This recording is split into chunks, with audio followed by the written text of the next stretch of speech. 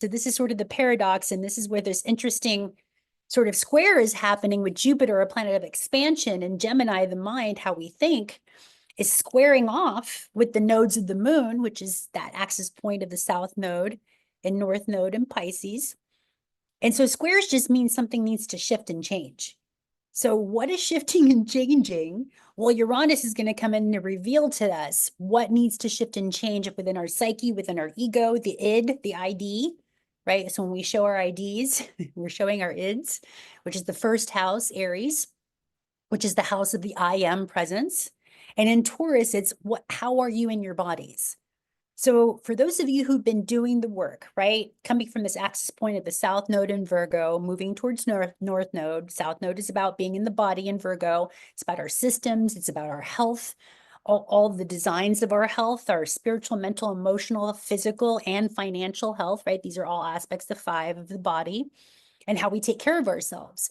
So how have you been taking care of yourselves to make room, to make space, to alchemize these energies within you, to make room for these new reveals about how the body really works, or how it could be working as we're moving more towards this Homo Luminous phase of humanity. So the human design is shifting, guys. How we knew ourselves to be in this world is changing. And so what does that even look like? That to me looks like a change in what we've been eating, a new frequency and how we put things into our body and how it really affects our homeostasis, right? How we stay balanced. And I'm even transcending the word balance, because balance to me seems so illusionary. I think of like a seesaw, right? A seesaw is never truly balanced. And if it is, that means it's not moving. Think of my childhood when going to a playground, playing on the seesaw, right? So balancing to me, the scales, Libra, is always in flux. But rhythm, and I have to shout out to this TikTok channeler, and I don't know who their name is, but it really resonated when they said, they're trying to find their rhythm rather than being in balance, which is, we're constantly in movement, but it doesn't have to be that flux of polarity of this or that, right? It can be and more, which is finding the rhythm of your light and your shadow, right? The agreeable aspects of you and the disagreeable aspects. Again, I'm using the language to get into neutrality, to transcend this polarized thinking of bad or good, right or wrong. Because if we're all of it, then we're just varying degrees of the same energy, of the same energetic field, right? And I think of going back to college, right? You get your degrees, the higher octave, which you get more information, as you go from that axis point Gemini, which is early education, data, how we just learned certain things in early education. And now the axis point 9th house Sagittarius is how do we apply that to higher knowledge, to higher wisdom? This is going to college, right? Getting your degrees.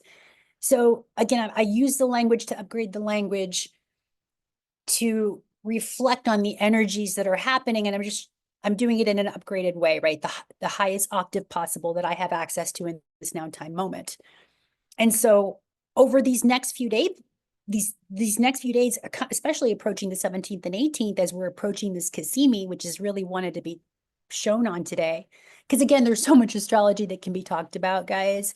And there are beautiful astrologers out there that can go more precise into, the days and what happened in the past, how we can look to the past to see what might be happening in the now that might project the future.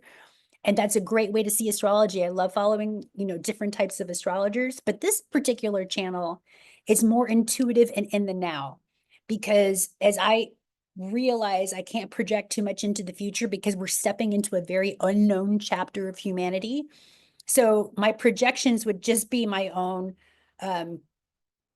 set of experiences, right? So what I'm allowing myself is I'm allowing myself the small id, the small ID, just kind of step out of the way and allow the highest version of myself to come through and to channel this energy. So that's why I said this is an intuitive astrology channeled reading, because it's going to be pulling from my own gnosis, from my own DNA, my own inner reflections as I went through this deep alchemic process through Scorpio, not just natally, but in transit.